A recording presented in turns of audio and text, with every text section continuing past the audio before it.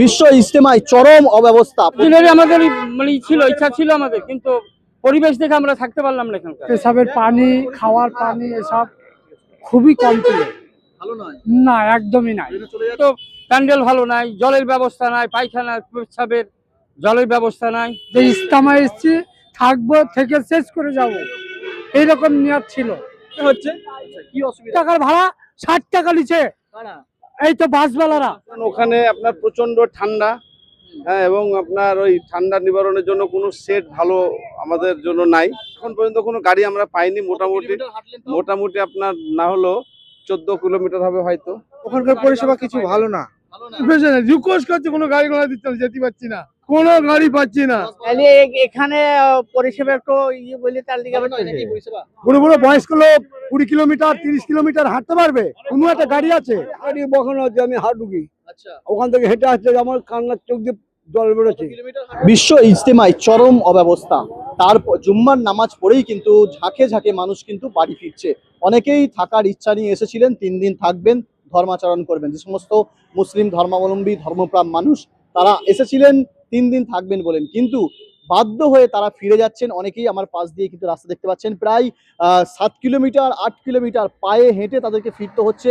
এভাবেই মাথায় বস্তা নিয়ে বিভিন্ন রকমভাবে তারা পায়ে হেঁটে, কোনো রকম তাদের জন্য কোনো বাসের ব্যবস্থা, কোনো পরিবহন ব্যবস্থা কিছুই নেই। যদিও আগে বলা হয়েছিল পরিবহন দপ্তরের পক্ষ থেকে বিভিন্ন রকম ব্যবস্থা করা হচ্ছে, রাজ্য সরকারের পক্ষ থেকে বিভিন্ন রকম ব্যবস্থা রাখা হয়েছে, এবং ইজতেমার পক্ষ থেকে যারা ধর্মপ্রাণ মুসলিম আসবে তাদের জন্য বিভিন্ন রকম ব্যবস্থা করা হবে, এমনটা বলা হলেও আদতে কিন্তু সেরকম কিছুই নেই। প্রচুর মানুষ কিন্তু ফিরে যাচ্ছেন, দেখতে পাচ্ছেন চরম অব্যবস্থা। একদিকে পানীয় জলের সমস্যা, অন্যদিকে আবার বিভিন্ন রকম শৌচাগার থেকে শুরু করে আরো বিভিন্ন রকম চরম অব্যবস্থার কারণেই কিন্তু বিশ্ব ইজতেমা ছাড়ছেন বহু মানুষ, চলে যাচ্ছেন পায়ে হেঁটে। ক্ষোভ প্রকাশ করছেন তারা আমাদের ক্যামেরার সামনে, যে পায়ে হেঁটে তাদের 7 কিলোমিটার 8 কিলোমিটার ইজতেমা থেকে সেখান থেকে আসতে হচ্ছে।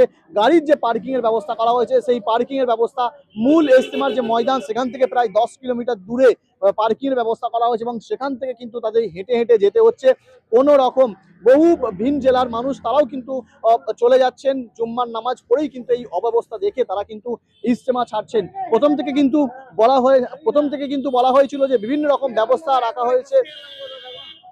আসতে গেলাম সেই বিশ্ব ইজতেমা থেকে দাদা, আর পাচ্ছি না হেঁটে হেঁটে, যান ব্যবস্থাও ভালো নাই, খুব সমস্যা। এই যে বয়স্ক মানুষ, এই মানুষটাকে খুঁজে পাচ্ছিলাম না, এই মানুষটা হাঁটতে পারছে না। লালগোলা থেকে এসেছি, লালগোলা মুর্শিদাবাদ।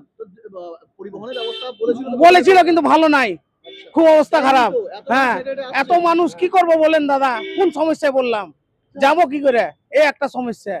বুঝতেই পাচ্ছেন মানুষের মধ্যে একটা ক্ষোভ রয়েছে, যে প্রথম থেকে বলা হয়েছিল সমস্ত ব্যবস্থা, এই যে বিশ্ব ইজতেমাকে ঘিরে সমস্ত রকম ব্যবস্থা করা হয়েছে, পরিবহন ব্যবস্থা করা হয়েছে, সেক্ষেত্রে কিন্তু দেখতে পাচ্ছি প্রচুর মানুষ হেঁটে হেঁটে যাচ্ছেন। তাদের যে ন্যূনতম বাসের যে ব্যবস্থা, পরিবহন যে ব্যবস্থা, তাদের যে 7-8 কিলোমিটার 10 কিলোমিটার যে মূল ইজতেমা থেকে যে পরিবহন ব্যবস্থা, সেই ব্যবস্থার ন্যূনতম কিন্তু সাহায্য কিন্তু তারা পাচ্ছেন না, যে কারণে বাধ্য হয়ে তারা ক্ষোভ প্রকাশ করছেন, ফিরে যাচ্ছেন, ইজতেমা ছাড়ছেন। প্রচুর মানুষ কিন্তু ইজতেমা ছেড়ে এই মুহূর্তে চলে যাচ্ছেন। এক কথাই বললেই চলে যে এই ইজতেমায় ব্যবস্থার কথা বললেও চরম কিন্তু অব্যবস্থায় আমরা দেখতে পাচ্ছি এবং লক্ষ্য করছি। প্রচুর মানুষ কিন্তু তারা ইজতেমা ছাড়ছেন, জুম্মার নামাজ পড়েই কিন্তু ইজতেমা ছাড়তে শুরু করেছেন ধর্মপ্রাণ মুসলিমরা। Eastern India's #1 boarding school, Himalayan International Residential School, Siliguri. Separate AC hostel for boys and girls. 126-acre lush green campus. World-class sporting facilities. Admission open for session 2026-27. Hurry up. Limited seats.